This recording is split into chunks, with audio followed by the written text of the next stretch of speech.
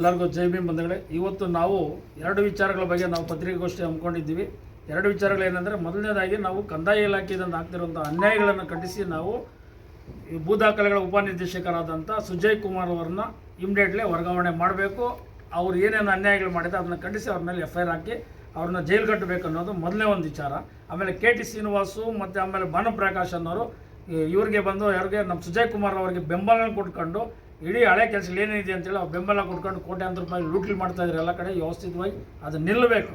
ಆಮೇಲೆ ನಂತರ ಬಂದುಬಿಟ್ಟು ನಮ್ಮ ಒಂದು ಈ ವಿಚಾರದಲ್ಲಿ ಶಿಕ್ಷಣ ಇಲಾಖೆ ತೊಗೊಂಡ್ರೆ ಕಿಶೋರ್ ಅನ್ನೋ ಒಬ್ಬ ಪಾಸ್ಟರ್ ಆಗಿ ವ್ಯವಸ್ಥಕರ ಬಗ್ಗೆ ಸೆಂಟ್ ಜೇಮ್ಸ್ ಸ್ಕೂಲಲ್ಲಿ ಒಂದು ಅವ್ಯವಹಾರಗಳು ಮಾಡಿಕೊಂಡು ಆಮೇಲೆ ಕಾನೂನು ಚೌಕಟ್ಟಲ್ಲಿ ಹೆಣ್ಮಕ್ಳನ್ನೆಲ್ಲ ವರ್ಗಾವಣೆ ಮಾಡೋದು, ಶಿಕ್ಷಕರಿಗೆಲ್ಲ ಕಿರುಕುಳ ಕೊಡೋದು, ಅವ್ರನ್ನ ಜಾತಿ ನಿಂದನೆ ಮಾಡೋದು, ಈ ವಿಚಾರದಲ್ಲಿ ಅಮೃತಹಳ್ಳಿ ಪೊಲೀಸ್ ಸ್ಟೇಷನ್ ಕಂಪ್ಲೇಂಟ್ ಕೊಟ್ಟಿದ್ದು ಇದುವರೆಗೂ ಅವ್ರ ಬಗ್ಗೆ ಗಮನ ಹರಿಸಿಲ್ಲ.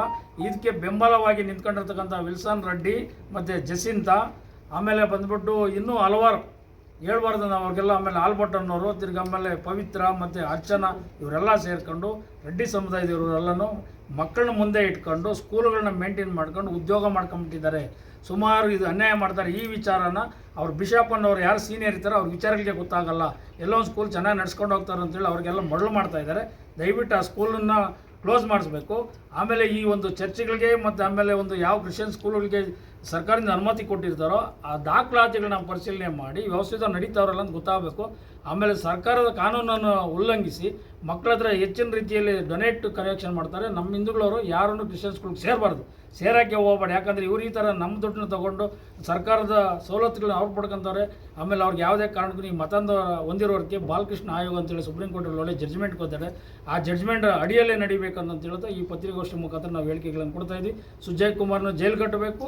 ಆಮೇಲೆ ಅಮೃತಹಳ್ಳಿ ಪೊಲೀಸರು ಇಮಿಡಿಯೇಟ್ಲಿ ಲೋಕೇಶು ಮತ್ತು ಆಮೇಲೆ ಇನ್ನೊಬ್ಬರು ಬಾಲಾಜಿ ಅಂತಾರೆ ಅವ್ರನ್ನ ಸಸ್ಪೆಂಡ್ ಮಾಡಬೇಕು. ಯಾಕಂದರೆ ನಾವು ಒಬ್ಬ ಅಂಬರೀಷ್ ಅಂತ ಒಬ್ಬ ಸರ್ಕಲ್ ಇನ್ಸ್ಪೆಕ್ಟರ್ ಅವ್ರು ಎಲ್ಲಿಗೆ ಹೋದ್ರು ಅಂತ ಹೇಳಿದ್ರೆ ಅವ್ರು ದುರಂಕರವಾಗಿ ಹೇಳ್ತಾರೆ ಮನೆಗೆ ಹೋದ್ರಿ ಅಂತೇಳಿ ಒಬ್ಬ ಪೊಲೀಸ್ ಅಧಿಕಾರಿನ ತಿರಸ್ಕರಿಸಿದ್ದು ಖಂಡಿಸ್ತೀವಿ. ಇದು ಆ ಇಬ್ಬರು ಪೊಲೀಸ್ ಅಧಿಕಾರಿಗಳನ್ನ ACP ಅವರು ಮತ್ತು DCP ಅವರು ಇವತ್ತು ಚಂದನ್ ಕುಮಾರ್ ಅಂತ ಒಳ್ಳೆ ಆಫೀಸರ್ ಬಂದವರು, ಮಿಥುನ್ ಕುಮಾರ್ ಅಂತ ಹೇಳಿ DCP ಸಾಹೇಬರು ಇದ್ದಾರೆ.